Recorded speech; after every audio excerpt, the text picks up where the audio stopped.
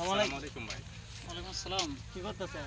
Game খেলতেছি। আরে কি বলেন? নামাজে আজান দিছে তো, নামাজে চলেন। গরমে গেম খেলতেছি, ওরেন নামাজ ভাই আজান দিছে ভাই, আগে নামাজ, তারপরে আপনি গেমস খেলতে পারবেন ভাই।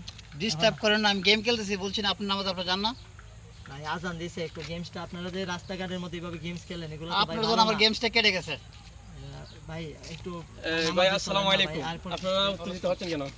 কি হয়েছে আমি গেমস খেলতেছি, উনি ওনার নামাজে যাবে, আমাকে ডিস্টার্ব করলো কেন? আমার গেমসটা এত ভালো, গেমসটা নষ্ট হয়ে গেছে। ভাই দেখেন, উনি আপনার যে দাওয়াতটা দিয়েছেন, আলহামদুলিল্লাহ অত্যন্ত ভালো একটি দাওয়াত দিয়েছেন।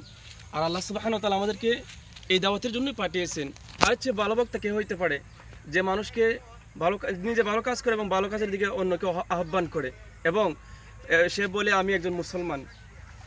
তাহলে উনি আপনারা ভালো একটা দাওয়াত দিয়েছেন। আপনি ওই তো এখন বুঝতে পারতেছেন না, কিন্তু মরার পরে বুঝতে পারবেন। কিন্তু মরার পরে বুঝলে কোনো কাজে আসবে না ভাই। আমাদের জীবনটা অত্যন্ত দুই দিন আড়াই দিনের দুনিয়া, আখিরাতের তুলনা। তো মরার পরে বুঝতে পারবেন, কিন্তু কোনো কাজে আসবে না। কিছু মানুষকে আল্লাহ সুবহানাহু ওয়া তাআলা হাশরের ময়দানে বলবেন যে তোমাদেরকে কিসে জাহান্নামে এনেছে, তখন বলবে আমরা নামাজ পড়তাম না। এই জন্য ভাই সরি, আমার ভুল হয়েছে গজর। সরি গজর, নমস্কার, কষ্ট হবে না, না, ভুল ভাই, হয়েছে গা। আমরা- সরি, আমি কষ্ট আপনার নেই। না বুঝে ব্যবহার খারাপ করছি, ভুল হয়েছে গা। না, না, ক্ষমা করে ঠিক দেন। আছে, আল্লাহর ঠিক কাছে আছে, ক্ষমা ঠিক চান আছে, ভাই। আল্লাহর কাছে ক্ষমা চান, ওকে। দোয়া করবেন, আমি নামাজ যাবো ভাই। জি জি ভাই, জি ভাই। আলহামদুলিল্লাহ আপনি বুঝতে পেরেছেন, অত্যন্ত খুশি হয়েছি।